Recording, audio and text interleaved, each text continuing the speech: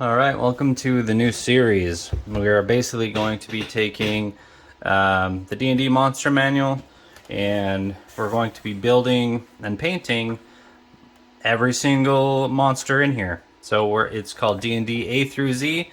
So starting with A, we've got an Aarakocra. They are a avian species, humanoid, and for that we're going to use this model from Artisan Guild. It's one of their Griffkin models. You'll be able to see it better once it's being painted. But basically it printed off in several parts on my resin printer. The body, the wings, the bow, the hand, and the base. So in this video we'll go ahead and build this, prime it, paint it. Alright, so in order to build a resin model, you're going to need a few things. Obviously you need your model. You're going to need some sort of sharp hobby knife. With resin, it's going to dull your blades really quickly, so just make sure you get a good knife and you've got some extra blades ready to go. You're going to need some super glue. I like using the gel glue because it doesn't get everywhere. Some people don't like using the gel glue. Honestly, it doesn't really matter. Just use a super glue of some kind. And then this accelerator helps out a lot. It basically just makes sure that they're not going to fall apart.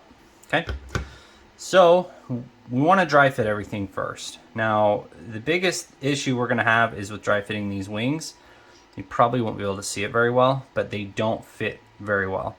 And that's because sometimes when you print resin models, there's either some shrinkage or some expanding, especially in these types of plugs. Not all of them are really going to line up all that well. So the first thing we want to do is make sure that there's not any kind of debris inside here. There's no remnants of supports, and just shave it down a little bit. Okay, so once we've shaved it down a bit on each side so it's nice and even, we're going to come and trim up the wings a little bit. Now, part of the issue here is that there are little burrs from the supports, so we'll go ahead and get rid of those first. Just sort of smooth it out before we bother taking off too much material to try and get it to fit.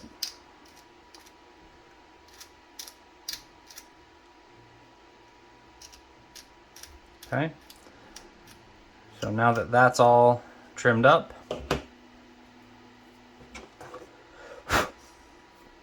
now we want to double check our fit. A little better, but still not great.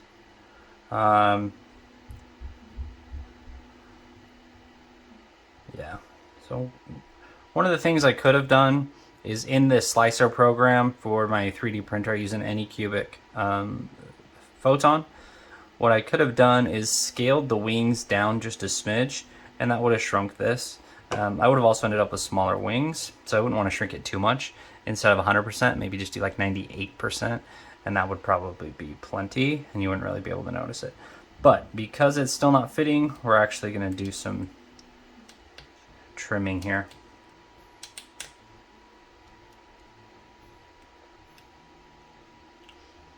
And we want to be careful not to change the shape, because then we'll just end up with different gaps that we're going to have to go back in and fill.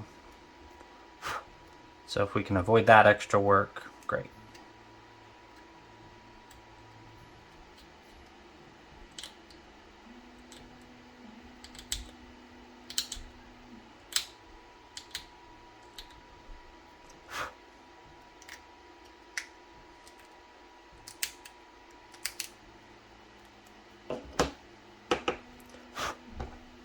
Dry fit again.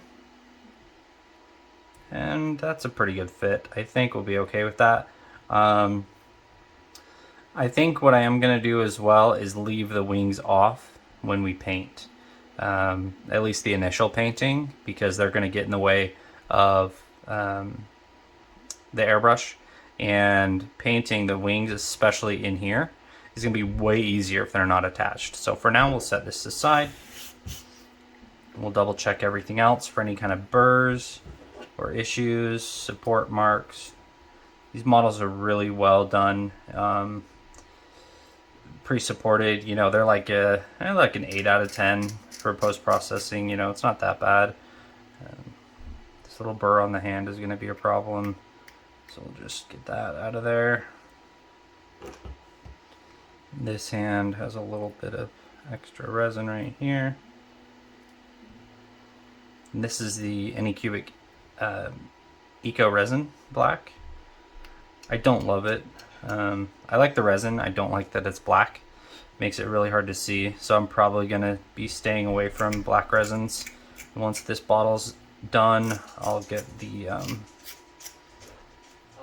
like a gray or something. All right, so once everything's been trimmed up, we want to start gluing the pieces. Now that we do want to make sure again that we dry fit first. Make sure we've got the right hand on here. We can pose it differently. You know, we can give him kind of a cool, you know, horizontal one, you know, hold. We could do a more, you know, vertical hold, or we could do kind of a sideways, you know, Robin Hood style. But what we're gonna do with this guy is actually get him on the base first so that we can tell exactly how he's standing. So let's get some glue. Now this is almost gone, so hopefully it's enough. Okay, and then we'll hit, don't spray that, spray this.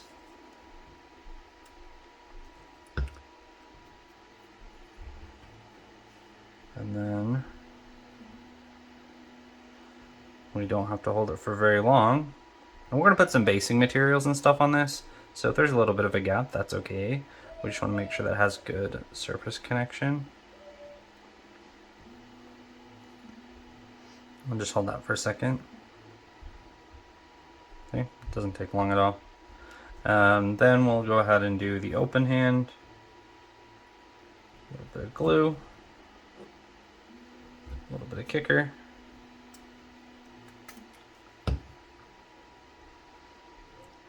And we're going to wash this model after we're done with this part so that it ends up, the primer won't really stick to that kicker all that well. I mean, it will. It really doesn't matter all that much, but it can be just one more thing, one more variable to worry about. We want to eliminate those as much as we can.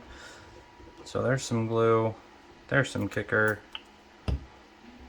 And we are going to do, we're going to line this up with his arm like this,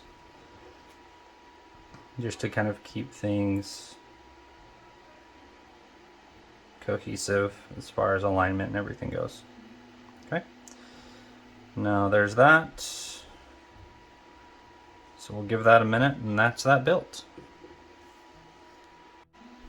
All right, so as far as picking out a color scheme, we are going to try and stick to the monster manual as close as we can.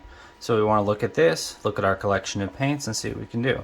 And we do want to keep it fairly simple and straightforward. I am going to do the priming and the highlighting mostly with an airbrush, as well as this you know, main feather tone. Now, if you don't have an airbrush, it's totally fine. Just do it with a brush. It comes out basically the same. It just takes longer.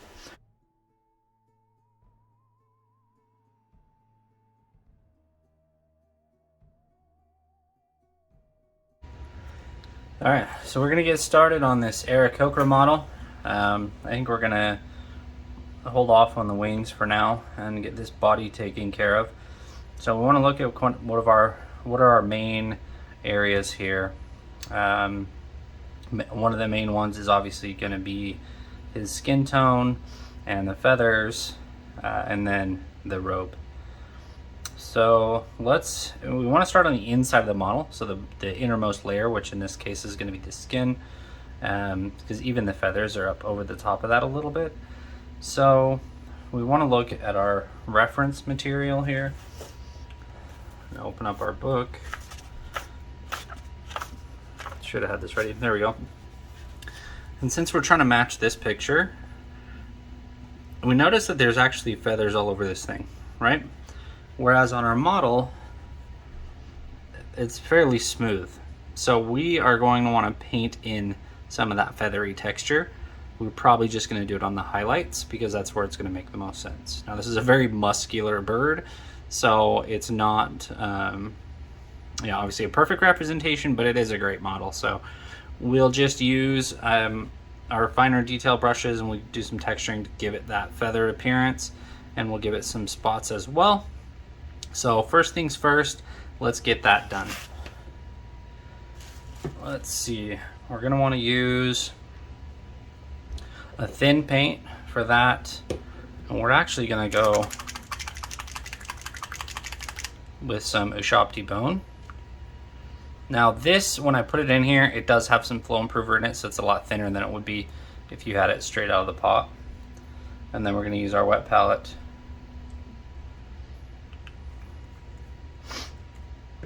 Like so. Now I like to use a bit thicker brush for base coating. Get it wet. These are the Squidmar brushes. They've been okay. I'm not in love with them, but they're better than the Citadel brushes by far. So they're all right. We're gonna use it for base coating here. And we just want to get a nice layer on everything. Now this is what's called a mid-tone. Basically this is going to be we're going to highlight on top of this and shade on top of this. In fact, we're going to probably skip some of these shadowy areas and use it even thinner than it is now.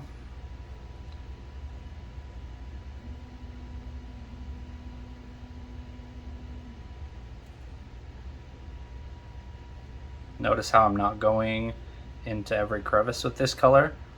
We get that immediate contrast. Okay, so we're gonna do this, we'll go ahead and speed it up, and then once I've got this base layer down, we'll come back and talk about what we're doing next.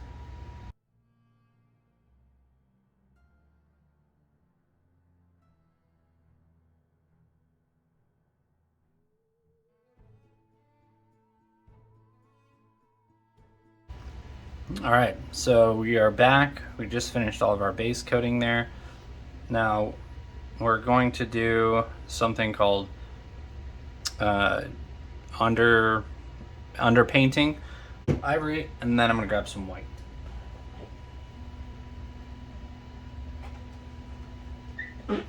Okay.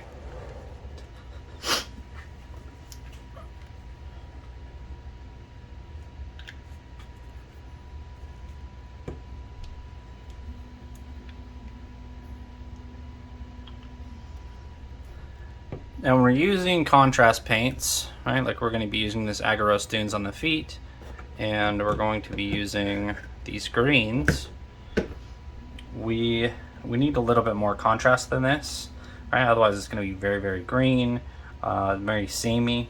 So we do have some shadows already, so we'll go ahead and leave those to be the shadows. But what we are going to do is come in here with this ivory color and go into where we need some texture, or we just need to spruce it up a bit, and we'll just come in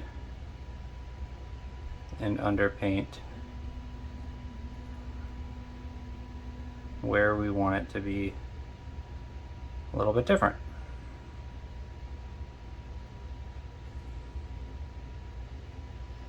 Whether that's because it needs highlights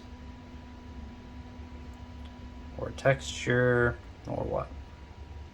So one of the things that I really like about Aarakocra in D&D is that they're very versatile early in the game, and it does change the way your DM plans encounters, or if you are the DM and you have an Aarakocra player, it's going to change the way that you build your encounters, right? Which is cool.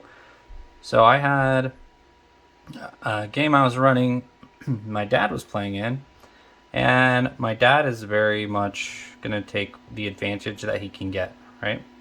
So he built an Aarakocra, and he found out pretty quickly what an advantage it would be for him to have flying. And he used flying on the regular. Right? So we were playing kind of a homebrew that was set partially in Ravnica. But basically what I had done is made it so that Ravnica was one city. So was Neverwinter, Baldur's Gate, the other, the classic Waterdeep, kind of the classic D&D cities. We're all part of the same world. And in fact, I put them on the same continent in case I wanted to get really crazy with other continents later on. And so there were Aarakocra available. Anyway, so he's playing one. They're in Ravnica, and he's using it to fly around and trying to figure out where they're gonna go. Great. It was really, really helpful for them. Basically, all I had to do at that point was give him a map that I had of Ravnica, and my dad now just had a map. So anytime he flew, he could just say, okay, where on the map am I? Okay, great. What's this? And I could tell him, hey, yeah, you're close enough to see that. This is what it is, or this is what it looks like. And then he could decide, well, I'm not getting enough information from this height, right? So you might see, oh, well, he can see all that stuff. That's bullshit. The other players can't do that. But he's not, as a DM, you can control how much information he's actually getting from that, right? So if you don't want him to get, insane amounts of information, don't give them insane amounts of information for that. They got to get closer, right? Maybe they get the layout. Maybe they get, hey, this is what this building looks like, but it's hard to tell, especially if you're not in Ravnica, right? Most more classic D&D cities, maybe they don't even have a lot of signage, or maybe the signage is in native languages. They're in a part of the city where, all of the signs are in Elvish, right? Well, your Aarakocra doesn't speak Elvish, most likely. So they're not going to be able to read the signs. And if they didn't grow up around elves, then there's no reason for them to know, kind of their symbology or what they use on their signs. So, all right, well, I know I'm in the Elven District. There's a big building over there and a big building over there. Guess what? The party still has to go explore it to figure out what's going on, right? Or they can say, oh, well, elves aren't really the problem here. We're looking for the Goblin District, right? We're looking for we're looking for a demolitions expert, and we're much more likely to find them, in the Goblins District than in the Elven District. So, okay, this isn't where we need to be, right? And that's how he used it. But in Ravnica, there are something called a Liev Sky Knight, right? They're the Azorius Guild's police officers, right? They fly around on their flying mounts and patrol the skies. And this particular Aarakocra wasn't from here. This is his first time in Ravnica. He grew up kind of in the boonies, and so he didn't know that. So he's flying around. Well, he gets himself kind of, hey, you're not allowed to fly here. It's restricted airspace. And that sparked a conversation of, well, why is this restricted airspace? So when the party got back together, Key that's the name of my dad's character. Key and the other characters are now suspicious because, hey, we didn't know that there was a restriction here. Why is that restricted? Well, it turns out you're trying to fly directly over the Senate, and they don't like that. So the players immediately get suspicious of the Senate. Well, that's exciting because the city is run by the Senate. So one thing leads to another, and they would not have gone through that path had the character not had flying. So yeah, I know a lot of DMs are like, no, Aarakocra, or your Aarakocra has to be injured, they're not allowed to fly until 3rd level. But it's like, well, then why don't I just play any other race and just be a wizard or a sorcerer or something? If I can't fly anyway, then what's the point? So let them fly if you're the DM. Let your characters fly. They picked Aarakocra for a reason. It's because they're cool. They want to fly, so let them fly. Just make it interesting. You also don't want to, like, yeah, you can fly, and then when they go up, okay, I'm going to fly up here, and what do I see? Well, you see a lot of trees. It's really thick here, so you don't really see anything. Okay. That's going to make sense about 3 times max before that player's like, hey, well, I guess I'm not going to fly anymore because there's no point. And then that's not fun anymore. So another thing that we did with flying with an Aarakocra character is they ended up in a lot of caves. Right? Caves don't have very high ceilings most of the time, and I know that a lot of times we don't really think about how high the ceilings are in caves as a DM because it doesn't matter most of the time. Well, when you have an Aarakocra on your squad, those things do matter because they're gonna ask, "Hey, how tall is this ceiling? Okay, can I fly in here?" You know. So if you're not prepared for that, then there's going to be some stumbling. So if you want them to be able to fly in the cave, great. They can fly in the cave, no problem. It's 20 feet high, right?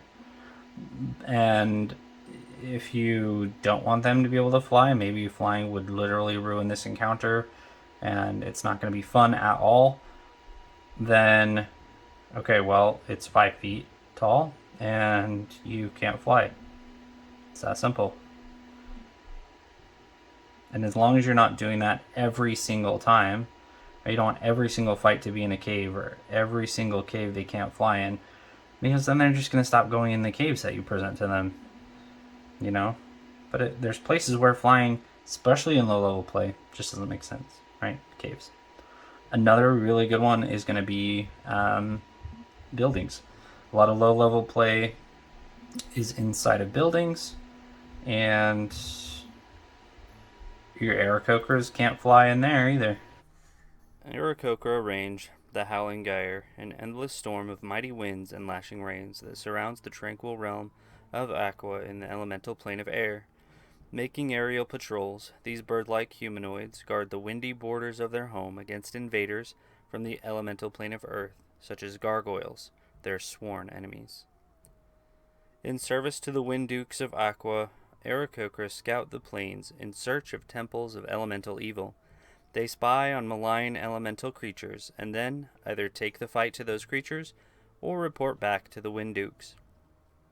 On the material plane, Aarakocra creates aeries atop the highest mountains, especially peaks near portals to the elemental plane of air. From such heights, Aarakocra watch for signs of elemental incursions, as well as for nascent threats to their home plane. Aarakocra prefer to live their lives like the wind, unburdened and ever-moving. Yet they watch over a region for years, if that's what it takes to guard against the incursions of elemental evil. Aarakocra have no concept of political borders or property ownership, and the value of gems, gold, and other precious materials means little to Aarakocra.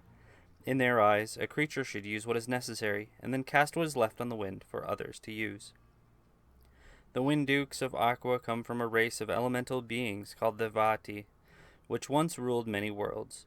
A creature known as the Queen of Chaos arose and initiated an interplanar war against Vati rule. To combine the threat, 7 Vati heroes combined their powers to create the mighty Rod of Law.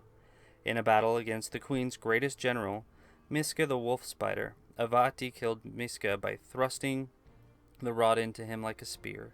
The rod shattered into 7 shards that scattered across the multiverse. Aarakocra seeks signs of the piece's location in order to rebuild what is now known as the Rod of 7 Parts.